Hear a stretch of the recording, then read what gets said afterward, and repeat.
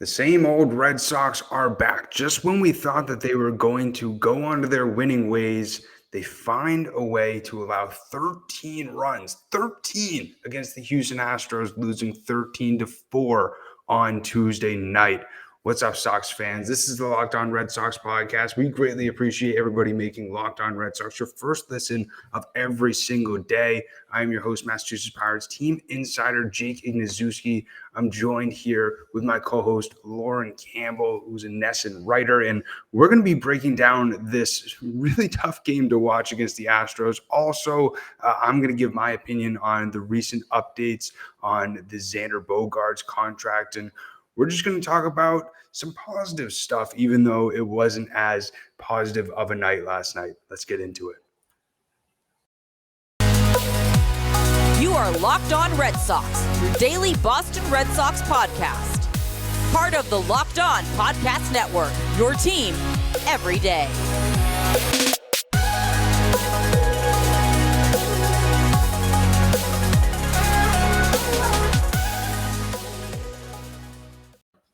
You couldn't just see it, but I was jamming to that music. But Lauren, I feel like it's been a minute since we've been on this same podcast episode.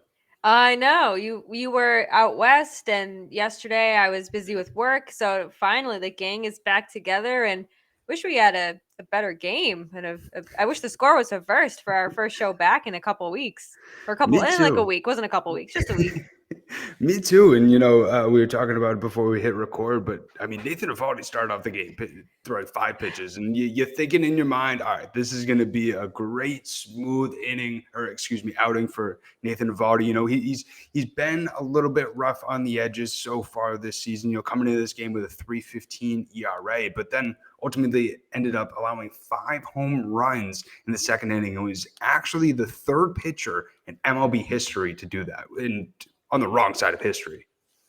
Yeah, it was like, I think you called it anticlimactic before we hit record here, but you watch the first inning, you see 5 pitches, quick inning, and you're like, yeah, hell yeah, let's go. Like, this is a great start to the game. Rafael Devers gets the Red Sox on the board, and it's batting practice the next inning, and you're just like, what the heck happened here? Because Eovaldi has been solid for the most part. He does have that issue of giving up home runs, and I text you about it. I said it's very Rick Porcello-esque, where he would look good, or he would always have this inning or an outing where he would just always, without a doubt, there was always a home run given up. This time it was 5 home runs, and it just got uglier and uglier as each home run was hit. And I had a few tweets bookmarked from the Boston Globe's Alex Spear. And Eovaldi tied the record with 5 home runs allowed in an inning. And it's the first time in baseball this year that a pitcher's given up 4 home runs in one inning. There was only 2 prior instances of a pitcher allowing 3 homers in an inning. So it just kind of puts into perspective how bad that really was. And on a night where you're coming off a bullpen game a couple of games ago, you really needed Eovaldi to go 6-7 innings, and here he goes, can't even get out of the second. Very unlike him. I'm not worried about it, but you have to get these wins now. Very true. You mentioned it's very unlike him. You never usually see Eovaldi allowing 9 runs total, 6 earned, and that's something that I sort of talked about in yesterday's episode. He just needs to keep the ball in the ballpark. Before this start, he led the majors in home runs allowed with 9, and you're just not going to be able to win ball games doing that sort of stuff. And I wish.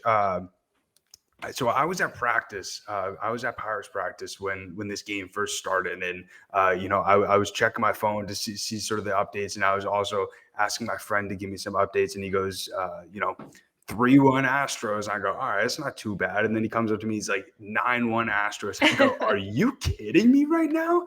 And then he told me what happened. I couldn't believe it. And then right when I turn on the game, Tyler Danish is in, loads up the bases, and then ends up allowing a grand slam to Kyle Tucker. And, the pour on that the Astros offense did on the Red Sox pitching just like really went full throttle for Eovaldi and Danish. Yeah, it was, it's, to put it politely, it just was not good. And it was, the Astros are a good team. There's no denying that. Their lineup is incredibly deep. Their batters 1 through 9, they're dangerous. Are they as dangerous as they showed Tuesday night? I didn't think so, but this pitching hasn't been the main issue this season up until recently, but it really kind of highlighted that again, this bullpen, there's no one you can go into the bullpen to trust and get at least keep the game close. I mean, by the time Eovaldi was out of there, this game was not close. But you would just kind of hope like, okay, 3-1. All right, not bad. And the home runs just keep coming and it's just like make it stop. Like what is going on? And it's I don't know. I mean, like you said, it all unfolded for Danish and Eovaldi. Not they've been two strong pitchers for the Red Sox 9 times out of 10, we'll call it. But everyone has off nights, but it was just ugly from the second inning on. And it's interesting because when you look at the hit column, you would think that this game was close. The Astros had 15, the Red Sox had 13. Looking at how the Red Sox did with runners in scoring position, 2 for 14. And in your mind, with the Sox only scoring 4 runs and them having 13 hits, you're thinking they probably struck out a lot. No, they only struck out 3 times. So, guys just weren't coming up. I feel like I'm just saying the same thing pretty much every single week. They're just not finding ways to get runners in with runners in scoring position. And Urquidy, I apologize for everybody that was listening to the episode yesterday when I said Yaquibi throughout the entire episode. But to be fair, I did have a B after the I in my notes. But Urquidy actually, he wasn't that great. He allowed 12 hits over 5 innings, allowing 4 earned runs and only striking out 1. So, his struggles against the Red Sox did continue, but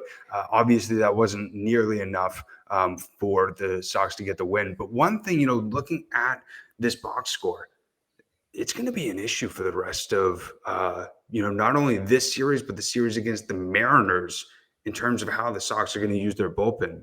After Eovaldi, as we mentioned, Danish came in, then Sawamura, then Brazier, then Barnes, then Diekman, then Davis. Yes, Sawamura, Brazier, Barnes, Diekman, and Davis all only pitched 1 inning. But when you think about it, Sawamura went yesterday, same with Barnes. And so it's gonna be a very tough road for the Red Sox over the next few games with how limited their bullpen is going to be. And this is why I'm a big proponent of putting Garrett Whitlock back in the bullpen because he's somebody you can trust. He's too valuable to lose him for 5 days. But I have ranted enough about that over the last week or 10 days. Everyone's probably like, shut up, Lauren. Like, we get it. You want him in the bullpen. But yeah, I mean, I think they were strategic. The Red Sox were strategic a little bit on Tuesday with, using Davis and Brazier and Barnes for only the inning, because they know that they're probably going to need them on Wednesday. They're probably going to need them more against the Mariners. And like I mentioned earlier, that bullpen game from Sunday, you don't want to keep taxing these guys. It's May. It's late May, mid-May, we'll call it. You can't be doing this right now. Like, it's okay. Eovaldi had an off night. No big deal. You have to rely on the bullpen. It's not okay when you're doing bullpen games. It's not okay when there's no one in that bullpen that's trustworthy. And at the same time, when the game's 7-1, 9-1, 13-4, you're not going to go and, you're not going to waste a solid bullpen arm in a game that's incredibly out of reach. But you don't want to keep putting these guys in situations where it's like, nah, just go. Like, whatever, just go. Couldn't agree more. And, I didn't have the opportunity to talk about Brazier's 4-run blow up, but that was insanity. And, it just continues his struggles. It seems like into May, he was mediocre in April, but he's really struggled in May. I don't have the numbers exactly in front of me, but he just has not performed well. Obviously same with Barnes throughout this season.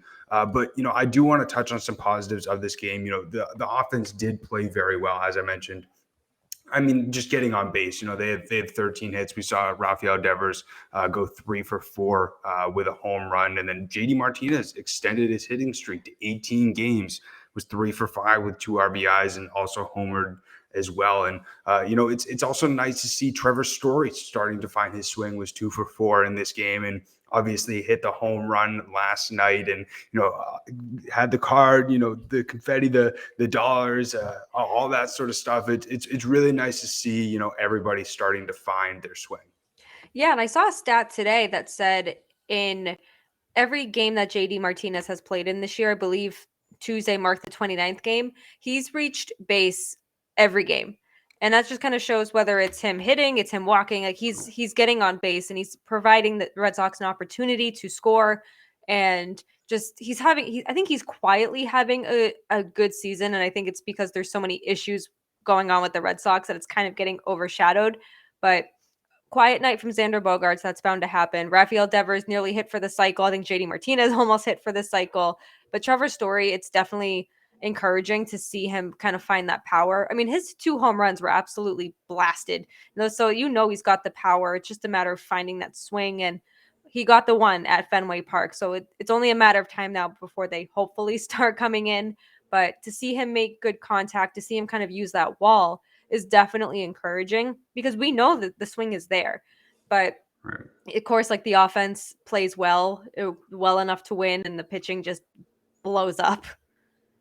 Very true. And, it was actually kind of funny watching the game, and you see Yordan Alvarez already has 12 home runs. And Yeah. obviously, his power production compared to Story, they're not really comparable. Alvarez hits, 30, 40 home runs a season, but it's kind of crazy thing. Story just got his second home run yesterday, but as we said, it's nice that he's starting to find his swing, and things are starting to look up for him. But I mean, something with this team that has just really frustrated me is I feel like once they get a good smooth win, I'm like, all right, all they need to do is just get on a winning streak. Like things just need to go in the positive direction. It just doesn't seem like that they can string wins together. I have to do more research on this, but I don't even know if they've won 3 games in a row. No, I don't think they have. They won their first series while you were on the road. And I said the same thing. I'm like, and I've said all they need to do is win one and string that together and get some quality wins here. And I feel like every time I say that, they go out and just get their butts kicked and just have a terrible showing, whether it's offense or defense and it's just mind-boggling because this team, no matter which way you slice it, is better than the record they have on May 18th. This team is better than what they've shown in the last 35 games, wherever we're at now. And at some point, we're going to have to stop saying, oh, it's still early. Oh, there's 162 games. It's fine. It's a long season because we're creeping up on June. And we can't keep saying it's early once the sun sets at like 8:30 at night and we're watching like the worst baseball game ever because the Red Sox just can't seem to get it together. But at some point, I do think, and I said this last week, I said I do think the Red Sox will get it together, but it will just be a matter of time now. If will they get it together too late because they're playing catch up and they're way down there and they have a lot of ground to make up. They can do it. It's not going to be easy, but it's pretty soon it's going to be too little too late. Now looking at the AL East standings, Tampa Bay Rays are 5 games out of first place. Toronto 7.5. Red Sox 13. Love to see it. The Orioles are 13.5, and the Red Sox only are beating the Orioles because the Orioles have lost one more game and have played one more game than they have. Great to see it. That's exactly what you expected, and that's exactly what you want to see. And when you look at it, I'm scrolling down, and it looks like the Red Sox have, the 4th or 5th worst record in the MLB. But, things can turn around, hopefully, and that's all we can really pray for. But, we're going to keep on keeping it positive here on the Locked On Red Sox podcast, and we greatly appreciate everybody making Locked On Red Sox your first listen of every single day. Now, make sure to go out and check out Locked On Now. Locked On Now recaps MLB games with analysis from our local experts taking fans through the season like no other network. It's free and available wherever you get your podcasts. And you know what else is free? LinkedIn. And I'm going to talk to you about that right now. LinkedIn is actually the way that I found my job with the Massachusetts Pirates. I think it's also how you found your job, Lauren, at NESN. And if you create a free job posting, you can do this in minutes on LinkedIn Jobs. You can reach your network to beyond the world's largest professional network of over 810 million people. And then Add your job and, the purple little hashtag hiring frame to your LinkedIn profile. Spread the word that you're hiring, so then your network can help you find the right people to hire. And, with spring in the air, it's a time for renewal, growth, personally and professionally. And as a small business grows, LinkedIn Jobs is here to make it easier for you to find people that you want to talk to faster and free as well. And something that I love about LinkedIn, outside of just specifically the jobs, being able to network, being able to meet new people in the industry that you're desiring is always the best. And LinkedIn has simple tools like screening, questioning, making it easy for you to focus on candidates with just the right skills and experience, so you can quickly prioritize who you would like to interview and hire. So LinkedIn Jobs helps you find the candidates you want to talk to faster. And did you know every week nearly 40 million job seekers visit LinkedIn? Post your job for free on linkedin.com/LockedOnMLB. That's linkedin.com/MLB to post your job for free.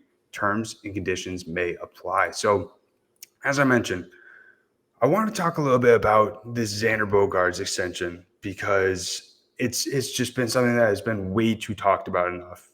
And that wasn't a great way to follow up what I just said, because we're about to talk about it. But I feel like this is something that is just a never-ending cycle. You hear some positive news that Xander might want to talk about his extension. And then, 2 weeks ago, you heard that his friend, a friend of a friend, said that he wants to get out of Boston. It seems like every 2 weeks or so, there's a new report on this Xander Bogaerts extension. So this is why I knew this was going to happen when they didn't reach an extension in the offseason or before opening day, that no matter anytime Bogaerts says something, you're going to see the pay Xander tweets. You're going to see everyone tagging the Red Sox, being like, pay the man, pay the man. And as soon as the report came out that he said he reportedly would be open to discussing an extension in season if it was a fair deal, it's just same thing, just all blown up. And at the beginning of the season, Bogaerts made it very clear that he did not want to be a distraction to his teammates. And not that I think this would be a distraction, but this easily could turn into that, because now you have Boris telling the Boston Globe that no, we're not talking in season. And that's how it should be. I think that if both they don't want to talk in season, that's fine. You want to focus on the season ahead, maybe up your value a little bit more and see what else is out there. Or go back to the Red Sox, say this is what I got, either match this or I'm out. So it is really annoying to see it go like back and forth, like you said, because last week we had Bogaerts saying that he'd be open to it, Scott Boras coming out saying no, we don't want to do it in season. And it's like, okay, then squash it. No more contract talk. Let's just get through the season. Let's play these next 130 games and focus on the extension in the offseason when it was when it was supposed to happen. Just let the boys play. And I think that, this is going to come up again in July. I think it has Far to. from over. Far from over. There's going to be talks about, him potentially getting traded. There's going to be trade ideas out there. There's going to be rumors, all this sort of hoopla. And,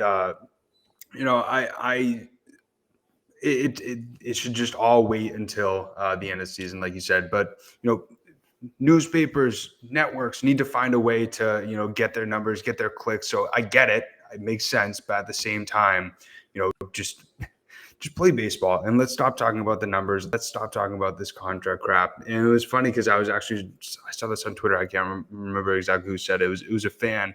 And she said, I actually just got off the phone with the Red Sox public relations and let them know how upset I am that they did not re-sign Devers. They did not re-sign Xander. And they're doing an awful job of, building this 2022 team. And it said at the bottom, the guy told me that I wasn't the first person who did this. And it made me think, I'm like, people are really calling the Red Sox public relations. Yeah, like those don't people do are that. probably getting caught off the chain. Yeah, don't do that. Those poor people do not control what happens in the Red Sox front office. They're just trying to do their job. Don't blow up the phones and saying that you're upset. That's why they have email, so you can just easily ignore it. Everyone knows that people want the Red Sox to re-sign Xander Bogaerts. They've made it loud and clear. You don't need to go calling. You don't need to go, just like I said, just email them so you can get ignored that way. It just made me think, like, do you really think that this is gonna get to Heim? Like, and even Right. if it does, do you think it's gonna change anything? Like, come on. Like, I just thought that was so funny. Uh, like that's the customer service. Like, I'm here to Yeah. help. Like, It's like, please but hold and just keep them on hold for eternity. exactly. But that's going to be it for the Bogarts talk. We're trying to stop this talk, so might as well just end it here. But our third and final segment, we're going to do a little bit of a mental health minute. We haven't been able to do one together in about a week or so. But real quick, Lauren wants to talk to you about Built Bar. Yeah, so it's getting close to summer. We're about a month away from summer, and I just received my birthday cake puffs from Built Bar, and I have never had anything like this before. This is the birthday cake flavor. They're 150 calories. They contain 16 grams of protein, and they're available right now, but we cannot promise you that they'll be there tomorrow. So go get them today at built.com. If you haven't tried these puffs, I'll let you in on a little secret because that's what friends do. Jake and I just received our shipment. We were talking about it before we got on the air here. So, Built Bar Puffs, the birthday cake, is a chocolate covered marshmallow protein bar, delicious flavored marshmallow covered in 100% real chocolate. So, basically, make every day your birthday with Built Bar's birthday cake puffs because Built has taken the delicious experience of biting into a fresh slice of birthday cake and it's again covered in 100% white chocolate and it has sprinkles on it, so it's just like a birthday cake, and it's with 150 calories, 16 grams of protein, and only 9 grams of sugar. This limited time flavor is an amazing option if you are looking for a healthy way to get flavor and variety in your diet. Go to built.com to get your birthday cake puffs right now. And we have a special offer for you. Go to built.com. Use promo code LOCKED15 for 15% off your order. LOCKED15 for 15% off at built.com. And live a little bit on the edge. Maybe put like a little candle in there, blow it out if you need to. Oh, Give yourself some love because that's what we need on a daily basis. And something that I have been thinking about a lot is, obviously when situations don't go exactly your way, and just trusting the journey, not the destination. And something that, like, I said this in yesterday's episode. I don't think I made this up. I definitely heard it from someplace else. But the script is already written. So all we can really do is just do our part every single day, show up, and just trust that everything's going to work out good, because there's so many things that can happen in our lives, different situations that inconvenience us. But we can only really do so much, and it's something that I try to remind myself going into every situation. I can only control my part. I can't control other people. yeah, and I love the trust your journey, to get to your destination because it can be a long journey. My journey into this business is not, it's non-traditional. I graduated from college very late. I did a lot of blogging, did a lot of free work out there to get to where I am today. And there were times I was just like, this is dumb. Like, what? I can't do this anymore. But like you said, the script's already written and I just have to I can only control how I react to what is thrown at me. I can't control what I can't control. Sounds cliche, but if I'm able to control how I react to anything thrown at me, any curveball, no pun intended, thrown my way, it's just something that will make my thinking better on the situation. I'll have a clearer mind no matter what it is, and it probably won't weigh as heavy on me if I can control my anger, my emotions in a better manner, in a more controlled manner. Take 5 seconds, step back, and be like, okay, now we're gonna react. Yeah, yeah, couldn't agree more. And just a little shout out to you, Lauren. You recommended the book "You Are a Badass." I just finished that a few days ago. Great book. If anybody hasn't read it yet, definitely go check out and read it. Like I told you, I highlighted so many things in that book. There was so many times where just a little section. I don't know. So I read on Kindle, and you can actually highlight on Kindle and they make it into a little quote card thing. I'm like, holy crap, this is pretty cool. That's awesome. So I did. I'm a physical book kind of gal, so Makes sense. I'm both, but I thought that was pretty cool. But definitely go and check out that book. And make sure to check out Locked On Red Sox podcast every single day, Monday through Friday. Not only to get your Red Sox content, but we're always trying to put positive vibes out there, make your day a little bit better. Kind of like I said yesterday. Lauren and I are so grateful for you just taking a second out of your day to, listen to us rant and give you information about our favorite teams. But if you have not yet, make sure to subscribe on YouTube or on whatever audio platform that you're listening to. Also, make sure to follow us on Twitter. It's LO_Red Sox. We post every single day, giving you all the knowledge that you will need to be the best Red Sox fan that you can be.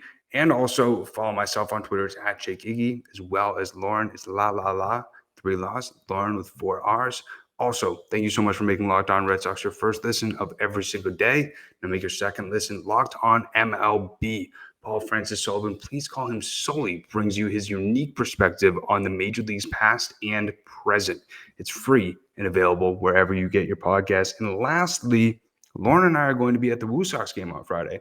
So look for a potential smaller episode of us giving you our thoughts in real time and live, watching Tristan Cassis, Jarren Duran, all the other Red Sox prospects. We're going to do a little episode there. Yeah, thanks so much for listening. As always, hope you have a great rest of your day, and let's finish it as we always finish it, even though it wasn't a fun Red Sox game to watch.